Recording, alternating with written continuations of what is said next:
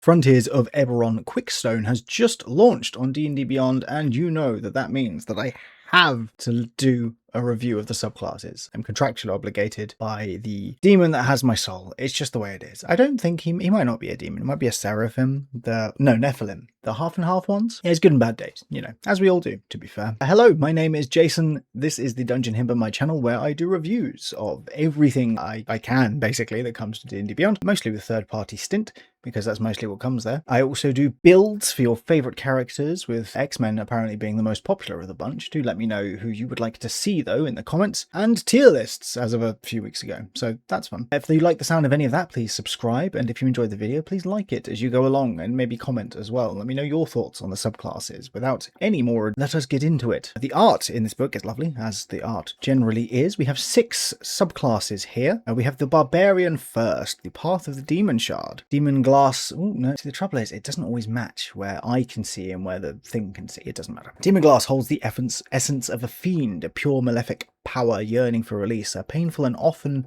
lethal ritual can embed a shard of demon glass in a mortal's body. I cannot speak, this bodes well. If the mortal survives, they can draw on the power of the fiend. The warriors of the Carrion tribes in the Demon Wastes and the champions of Akbar's Fist in Droam are eager to augment their might this way, but there are others. There's Huiri and the Gash Kala, who make the sacrifice in order to fight Hellfire with Hellfire. No matter their intention, a barbarian who walks the path of the Demonshard may struggle to keep the fiendish malice contained. Level 3, you get Demon Tongue. It allows you to either speak Abyssal or Infernal. Nice and easy. Level 3 also, you get Fiendish Punishment. This is kind of the core thing of the class as far as I can tell. I've had a quick skim read of all of them while I was putting my kids to bed, as you do. Normal behavior. While your rage is active, if you take damage from a creature you can see within 60 feet of yourself, the creature takes 1d4 fire or necrotic damage. You can use this feature only once per turn, so that's a lot of potential damage spread over the course of an entire combat. It's only 2.5 average, but it did something. In addition, if an allied creature within 10 feet of you takes damage from a creature that you can see within 60 feet of yourself, you can use your reaction to cause the damaging creature to take 1d4 fire or necrotic. That's it for free is great, it is a reaction is not. The damage goes up to 1d6 at level 6, 1d8 at 10, 1d10 at 14, and 1d12 at 20. So it scales, which is nice. 1d12 once per turn at level 20 isn't bad. It's not great, but it's not bad. Although I would have loved to have seen like a d20, honestly. It would be so cool to see a d20 as a damage die for one of these features at some point. Level 6, you get just 1 master. You gain the following benefits. Jealous Mind. While your rage is active, you have advantage on saving throws to avoid or end the charmed condition, and resistance to psychic damage. It's not bad. An Unbound Fury. When you take psychic damage, or if you make a saving throw to avoid or end the charmed or frightened condition, you must use your reaction, if available, to immediately enter a rage. Entering a rage this way does not expend a use of your rage. That's interesting, because it doesn't state that you only have to do that if you're not in a rage, but it's fine. It's really neither here nor there. It's an interesting feature. Feels very ribbony though. Resistance to Psychic is nice, and the advantage against Charmed and Frightened is nice, but I don't know how common they are. I say this every time I talk about Charmed and Frightened. I don't know how common these are in campaigns realistically. You'll have to let me know if you use them constantly against your players, because I just don't. Level 10, we get Overflowing Malice. The evil in your Demonshard has grown, and its power can escape when you are distracted by pain. When a creature triggers your fiendish punishment, all other creatures within 10 feet of you take the damage too. So you have to be careful with your allies. But potentially, if you're wading into combat, that's a nice little damage boost. And then level 14 is Aspect of Tyranny. The fiendish presence in your Demonshard revels in the pain it has wrought. When a creature takes damage from your fiendish punishment or Overflowing Malice features, you can use a reaction to cause one of the affected creatures to make a wisdom saving throw, which is a con plus your proficiency, plus 8. The creature suffers a -1 penalty to its saving throw for each other creature affected by fiendish punishment or Overflowing Malice on the same turn. On a failed save, the creature takes 1d10 necrotic damage and has the frightened condition for a minute. At the end of each of its creature's turns, the creature repeats the save, ending the effect on a success. That's your reaction. Your reaction to frighten a creature isn't awful, but the damage is awful. That's a little underwhelming. I don't dislike subclasses where everything is tied up in a single feature. It does give a wonderful sense of progression, but I don't know that this is really potent enough to warrant it. The Overflowing Malice is theoretically a boon as well as a negative, right? Bane? Boon and Bane? That's it, right? Maybe? Doesn't matter. So while it is likely to deal extra damage to your opponents, it also potentially means that you're dealing damage with against your friends as well if you're fighting alongside other people. The aspect of tyranny is okay, but frightened condition is one that can be resisted quite a lot as you go up through the levels, which makes this less effective. I think it's an interesting subclass. The kind of damage reflection is fun. If you compare it with other ways to reflect damage as well, then that could be really entertaining. But as it is, it's a little underwhelming. Yeah, love the artwork though. Bard is the College of Wands. For a Bard of the College of Wands, spellcasting is an art and every duel is a symphony. Whether they use their skills as entertainers, smugglers, or spies, a bard can draw applause from an audience even as they lay an enemy low with a distracting word, a perfect gesture, and a surge of arcane power. Level 3, you get a bonus cantrip from the Sorcerer list. Firebolt is recommended. The cantrip counts as a bard cantrip for you, but does not count against the number of bard cantrips you know. Additionally, you can use a wand, rod, or orb as a spellcasting focus for your bard spells. You also get one Slinger's Presence at level 3. You know how to talk yourself up and tear your opponents down. If you speak to a creature for at least 1 minute, you can attempt to distract them and rattle them when their call for action finally comes. If the creature rolls an initiative count equal to or higher than your own, it must make a wisdom save against your spell save DC. On a failed save, the creature's initiative is reduced to equal to yours, and it acts immediately after you in the initiative order. How often are we talking for a minute before a fight in D&D? I wonder. I mean, I guess that's kind of the ribbon feature. Bonus cantrip is a bonus cantrip. It's always nice. That does feel like that's the flavor one. You also get at your fingertips at level 3. So 3 things. When you hit a creature with a bard cantrip or when a creature fails a saving throw against one of your bard cantrips, you can expend 1 use of your bardic inspiration die to deal 2d6 damage to that creature. You can only do so once per round on your turn. The damage goes up from 2d6 to 3d6 at level 5, then to d6 at level 15. 8d6 as extra damage on a cantrip is glorious. That's really cool. And you get very good at getting your bardics back as a bard as well. On short rests, I think, as of level 5 or 6. And then you might even get some as combat starts as you go up the levels as well. So that's very cool. Meanwhile, the Barbarian gets 1d12 at level 20. Makes you think. I mean, it's every single turn. I'm being facetious. You can scrap that. Got your back. You know how to cast with style, and your allies can take heart from your displays of grit or showmanship if you expend a use of your bardic inspiration die to improve the damage of a cantrip with your at your fingertips feature. You can use your bonus action on the same turn to grant a creature you can see within 60 feet of yourself advantage on the next saving throw it makes for a minute or 1 minute. On the next saving throw it makes in the next minute would be the right verbiage there, right? Anyway, that's pretty cool. Bards are meant to be support. This one feels a little more damage focused for obvious reasons. So still having access to that supporting feature is really cool. At level 14, we get Ain't Big Enough for the both of us.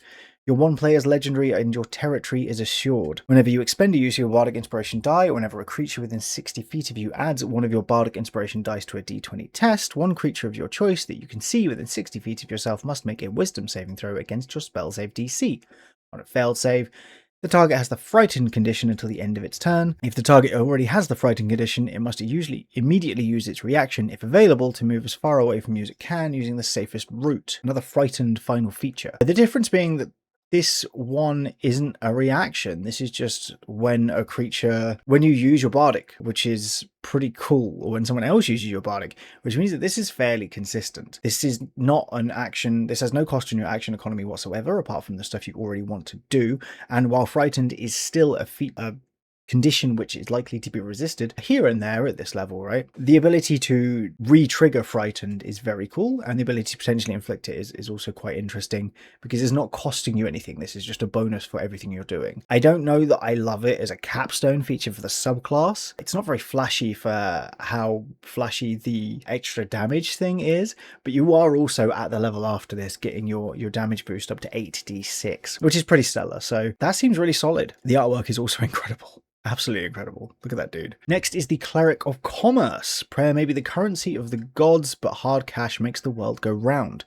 Clerics of the Commerce domain believe that society and economy are two sides of the same coin, and defending one's community means little if you don't have the resources and trade to back it up. As the sovereign of world and wealth, Kol Koran is the most common patron to clerics of this domain, but those with a more selfish outlook might look to the keeper to support their greed. That's interesting. Just an interesting concept, having a very materialistic cleric, right? I have thoughts on how religion works in the real world I don't think belong in this video, so we're just going to continue on. Level 3, you get your domain spells. At level 4, you get charm person, comprehend languages, and locate object. At level 5, you get glyph of warding and tongues.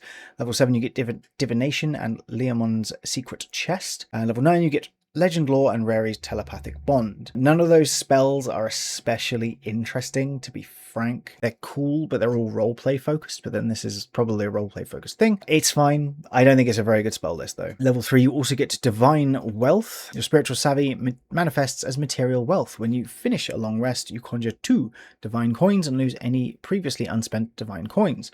When you make a saving throw against an effect caused by a hostile creature, you can choose to spend a divine coin or gain a divine coin. You must choose whether or not to spend a coin before you roll your save. You spend a coin, you roll a d4 and add it to the number rolled of the saving throw. If you gain a coin, you roll a d4 and subtract it. The number of divine coins you conjure increases as you go up. 3 at 5, 4 at level 9, 5 at level 13, and 6 at level 17. It's like a mini Bless. Bless is good. Bless is good. I also really like the fact that you can lose the d4 now for something that's better later on, right? It does all have to be saving throws. It's a cool interaction with the mechanics. Level 3, you also get Money Spinner. As a magic action, you present your holy symbol and expend a usage channel of divinity to gain favour or turn away prying eyes. Choose a number of creatures within 30 feet of yourself equal to 1 plus 1 more for each divine coin you expend when you use this feature. For each target, choose either a bribe or a reward. The target must make, if you choose reward, the target must make a wisdom saving throw. On a fail save, they become charmed for a minute or until they take damage. While charmed, it's friendly to you and other creatures you designate. And bribe, they take a wisdom saving throw or they become blinded for a minute or until it takes damage. That's very funny. Incredibly good flavor and design there. I really like that. Blinded for a minute until it takes damage is very solid. You can just sneak past people at that point, so that's pretty cool. A Divine Bargain at level 6. As a bonus action, you can magically conduct a metaphysical trade with one creature you can see within 30 feet of yourself. Choose either buy or sell. If you buy, you give a divine coin to the target. It takes 1d8 necrotic damage, and you or one creature that you can see within your 30 feet of yourself regains hit points equal to the damage taken. The target can then spend the coin as though it had your Divine Wealth feature. And if you sell, you take the damage and it regains the hit points. As a bonus action, I mean, I guess the healing is not awful, but you're taking the damage. It doesn't say that the damage can't be reduced. No, it does. Literally does. I just didn't read that bit out loud. Silly me. Yeah, I like it conceptually. I don't think it's very strong. And why doesn't this scale when so many other things do? Weird. Level 17, we get Open Market. When you use your Divine Bargain feature, you roll 2d8 rather than 1d8. Right, okay, so it does scale, but it's only up to 2d8. In addition, when you use your Divine Bargain, you can target up to 6 creatures you can see within 30 feet of yourself, buying or selling divine coins separately for each target. That's really cool. You use the same 2d8 to determine the hit points each creature gains or loses, but you can't do this again until you finish a short rest. It'd be nice to be able to refund that with spell slots. I mean, I don't love the level 6 feature, so it's not hugely surprising I don't love the level 17 feature. I like the level 3 stuff. I don't like the spell list, and I don't like the 6 and 17 feature, so it's fine. But if you want to be a materialistic cleric, then I mean, this is a good one to do it with, right? Ranger next. Rangers recognize the primal connections between all living things and a bloodhound, and as a bloodhound, you know precisely how to exploit them to track down your chosen prey. The Western frontier is home to countless fugitives and war criminals, and how Tharashk trains its best bounty hunters to follow these ancient techniques, while on the other side of the border roads, near hunters and wargs of the Great Pack use the skills of the Bloodhound to track enemies of the Droam. You get your ranger spells at level 3, you get Alarm at level 3, Hold Person at level 5, Clairvoyance at level 9, Locate Creature at level 13, and Scrying at level 17, very divination heavy. But those are all solid spells, though. Ish. Whole Person's great. Thing's good. Man, I walked that back quickly, didn't I? Level 3, you also get Leyline Tracker. Given your knowledge of the landscape, you can use ley lines as conduits to stretch your magic over vast distances when tracking a target, granting you the following benefits.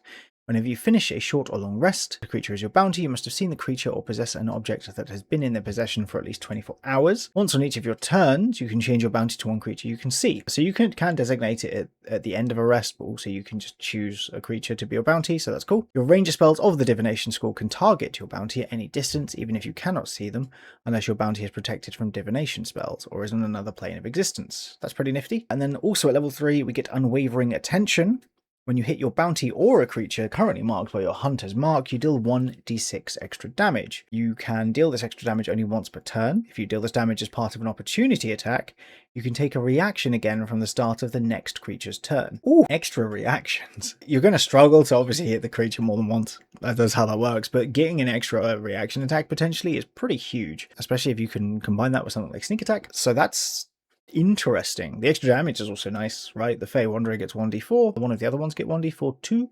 So 1d6 extra is pretty tasty. Hard to argue with. Level 7, you get Relentless Pursuit. If a bounty or creature currently marked by your Hunter's Mark ends its turn within more than 5 feet away from you and you can see it, you can use your reaction to move fight towards it. This movement does not provoke opportunity attacks. That's pretty cool. So if they move away, you can opportunity attack them, and then no, you can't do that. It's fine. If you don't hit them on opportunity attack, you can chase them down.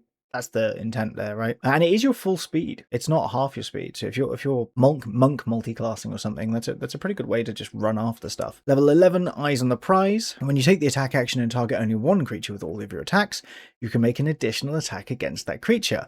If the additional attack is a melee attack and it hits, the target has the grappled or prone condition, your choice.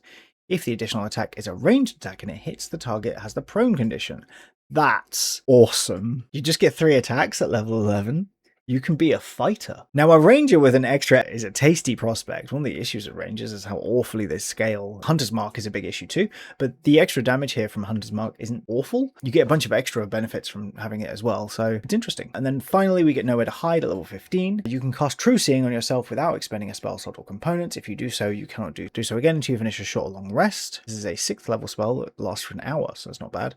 Additionally, when you use your leyline tracker feature to target your bounty, you are not affected by magic that conceals your bounty from divination spells. True Seeing is great. I really like True Sight. It's very strong. Hunter's Mark is intrinsically part of the ranger, and while I would love for it to move away from it, while we cannot move away from it, making it slightly stronger is a good way to help bolster the ranger. It would be nice if the ability to deal the extra damage on the Hunter's Mark went up at some point as well, but the extra attack at level 11 is very cool, along with the fact that you can make them prone or you can grapple them as well. It opens up a lot of different build opportunities for this subclass, which is nifty. So I like it. It's solid. I think that might be my favorite of the bunch so far. Nemesis Sorcery. While some sorcerers revel in unleashing devastation on dozens of enemies at once, you specialize in the Arcane Duel. You act with absolute precision, focusing your energy to strike at the perfect moment. You learn to break spells directed against you, whether expending your own power to fully counter them or casually dispersing deadly force. You may have learned the arts of magic on the battlefields in the last war, but now you're the epitome of the lone wandslinger, always ready for the next duel. Your spell list is Compelled Duel, Mirror Image, See Invisibility, and Shield. That is a wild start. Shield and Mirror Image on your prepared spells is fantastic. Mirror Image is such a good spell. You also get Counterspell and Slow at level 5, Fire Shield and Otterluke's Resilient Sphere at level 7, and then Circle of Power and Mislead at level 9. I think you start off really strong there. Slow is also very, very good. I don't love the rest of the spell list, but it fits mechanically. Or thematically, both. Also at level 3, you get Readied Magic. You've learned to hold back your magical power and prepared to unleash it when the time is just right. If you use an action to ready a spell, you have advantage on saving throws and ability checks until the start of your next turn. Additionally, if the trigger for your readied spell occurs, you can cast the readied spell without using your reaction. If the trigger does not resolve, or if you choose not to act on the trigger, or if you lose concentration on the spell, you gain a number of sorcery points equal to the spell's level at the start of your next turn. You still expend the spell slot as normal. That's interesting. So you turn your spells into sorcery points if you don't do it, and if you do it, you still get your reaction, which means you can cast Shield even before the action trigger happens, because you don't need to use your reaction. So you don't need to have your reaction available even, which is fascinating. My brain is theory crafting. I don't know what character would fit this subclass though. Level 6, you get Spell Deflection. When you take damage from a spell or another magical effect, you can use your reaction to halve the spell's damage against you. That's pretty cool. Level 14 is Always Ready. You always have your next spell dancing on the tip of your tongue. You can use a bonus action to ready a spell as if you'd used your action to do so. If you expend a spell slot when you ready a spell this way, it does not count against the usual limit of only one spell slot to cast a spell per turn. Once you use this feature, you can't use it again until you finish a short or long rest, or unless you spend 4 sorcery points to restore your use of it. That's really interesting. It's like Quicken Spell, but for your reaction. And then level 18, you get Mindset of Perfect Prediction. When you roll initiative, you can activate this feature to enter your perfected mindset, no action required, gaining the following benefits. At the end of each of your turns, you must make a charisma saving throw, which is DC 8 plus your charisma modifier plus your proficiency bonus. On a failed save, your mindset ends. If you're concentrating on multiple spells when your mindset ends, you can use one spell to maintain. The rest of your spells end as if your concentration had been broken.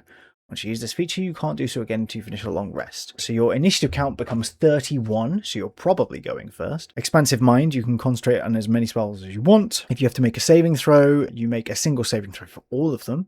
And Predictive Mind, you have Counterspell prepared, and you can cast it at level 6 without expending a spell slot. You have Counterspell prepared anyway, because of the spell list. I mean, being able to cast it for free is cool, but that's a weird line of text. Weird. I really like this subclass. It's very odd, and I like that.